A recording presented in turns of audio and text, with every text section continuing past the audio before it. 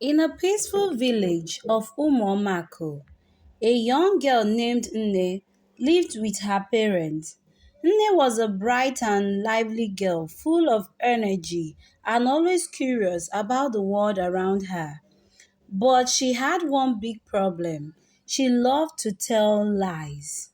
She would make up stories about things that never happened, and soon she was known around the village as a girl who cried wolf. One sunny afternoon, as Nne was returning from the stream with a pot of water balanced on her head, she met Ike, the son of Chifokaka, the richest man in the village. Without warning, Ike grabbed her arm and pulled her into the bush. Nne screamed and fought to free herself, but Ike was much stronger. He forced himself on her. When it was over, Nne cried in pain. When she got home, she narrated what had happened to her, but her parents did not believe her. They told her to stop telling lies on an innocent man. After some months, Nne became pregnant. Her parents looked at her with sorrowful eyes. So, you were telling the truth, but now it's too late to even confront Chifokaka.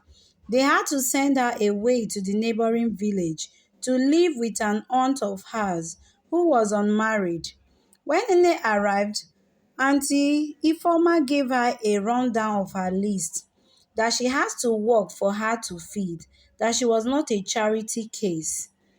Nne, left with no choice, started doing all sorts of minor jobs in the village to survive. She sold vegetables, worked at people's farm to harvest crops under the sun with her condition. She was determined to take care of herself and her unborn children. Auntie Ifoma barely spoke to her, except to give her orders or scold her for not working hard enough. One stormy night, Nne felt a sharp pain in her belly. She cried out in pain. Then Mama Chioma, a kind old woman from the village, rushed in to help her in the process of delivering her baby. Nne pushed through the pain and eventually gave birth to two beautiful babies, a boy and a girl. She named the boy Chibueze and the girl Adako. But as she looked at her babies, a wave of fear washed over her. How was she going to take care of her two babies? She knew she couldn't provide for both of them. She then made a decision to take Chibueze to an orphanage in a nearby town. With tears in her eyes, she left Chibueze at the orphanage. As the years passed, Nne worked hard to provide tirelessly for her child, Adako. Adako grew up to be a bright and cheerful little girl, full of life, just like her mother had been. Meanwhile, in the town where the orphanage was located, a wealthy couple named Mr. and Mrs. Obonda visited and adopted Chibueze. The adoption process was swift, and soon Chibueze became a part of the Obonda's family. They treated him like a prince, showering him with love and affection. They renamed him Ikenna. One day, while Nne was selling vegetables in the market, she overheard two women talking about a wealthy couple who had adopted a child. Her heart skipped as she was convinced that the child they were talking about was her son Chibueze. She devised a plan to plant herself into the family. She found herself in the Obonda's residence, pleading for a job as a nanny. They agreed to hire her. Ikenna seemed to be fond of her and her daughter Adako. Nne couldn't believe her luck. She was now able to see her son every day, even if he didn't know she was his mother.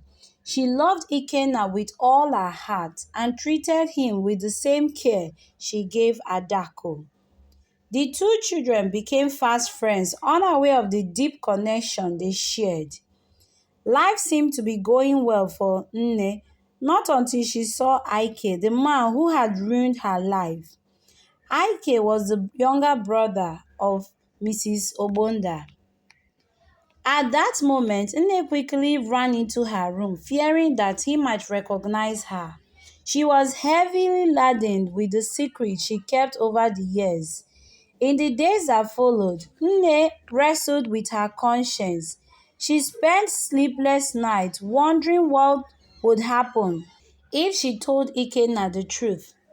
Would he understand? 10 years later, Ikenna was flourishing. He was intelligent and ambitious. He took over the family business and thrived in it.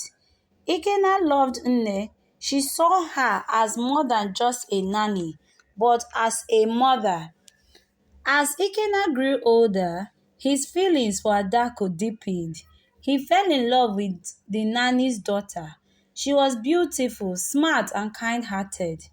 Nne, who knew the truth about their relationship, was tormented by the thought of her children falling in love. She knew she had to do something, but every time she discouraged Adako from pursuing a relationship with Ikenna, she refused to listen. Just as Nne feared, Mrs. Obonda soon got wind of their relationship. She tried to sabotage it by introducing Ikenna to Somachi, the daughter of a wealthy politician.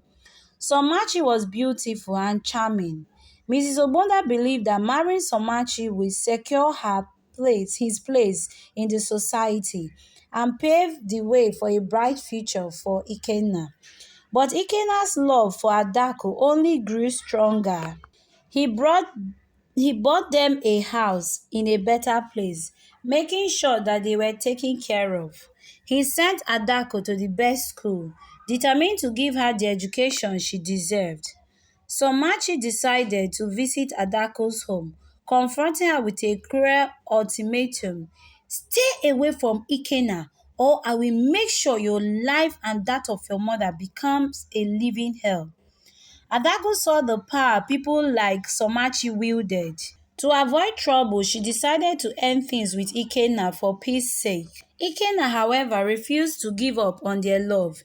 He went to Adako's house, begging her to listen to him, but she refused, telling him that they were worlds apart, they cannot be together. As the family of Obonda prepared for a grand celebration, Mr. Obonda's 80th birthday, the event was said to be the biggest party the village had ever seen, with dignitaries, governors, all in attendance. At the party, Ikenna dropped on one knee, holding out a small velvet box. The room fell silent as Ikenna said, Adaku, will you marry me? Nne was startled to see what Ikenna was doing. All eyes turned to Adako. As she wanted to respond, Nne's voice screamed, No! No! This cannot be happening! I am sorry, both of you cannot get married. What do you mean? Ikenna asked. Nne's eyes filled with tears as she struggled to find the right words. Nne finally spoke out. This is not right. There is something you both need to know. Both of you are siblings. You cannot get married. She narrated how it all started. She revealed the secret that she had carried over the years. When she was 14 years old, she was raped by Ike. Towards her parents had to send her to another village where she gave birth to twins, a boy and a girl. Because of the hardship she faced, she made a decision to drop her son in the orphanage home. Everyone was in shock. The realization that the woman he had taught as a mother was actually his biological mother, and the woman he loved was his sister. This was too much for him to bear. As Ikenna sat on the ground, How could you keep this from us? Ikenna's voice filled with hurt. Ike's eyes widened in disbelief. The event was now a whirlwind of chaos. The grand celebration turned into a scene of disarray. Ikenna stood in the cool night air, trying to steady his breathing. What do we do now, Adako? He asked, his voice heavy with despair. Adako reached out and took his hand. I don't know, Ikenna, but we have to face this together. We have to find a way to move forward despite all the pain. Nne watched from a distance, her heart breaking at the sight of her children's suffering. She knew the road ahead would be long and filled with challenges, but she hoped that in time they might find a way to rebuild their lives and find healing. I've come to the end of this story. If this is your first time, you're highly welcome. Please don't forget to watch the video to the end and share it with your friends and your family. And please don't forget to turn on your bell button to get latest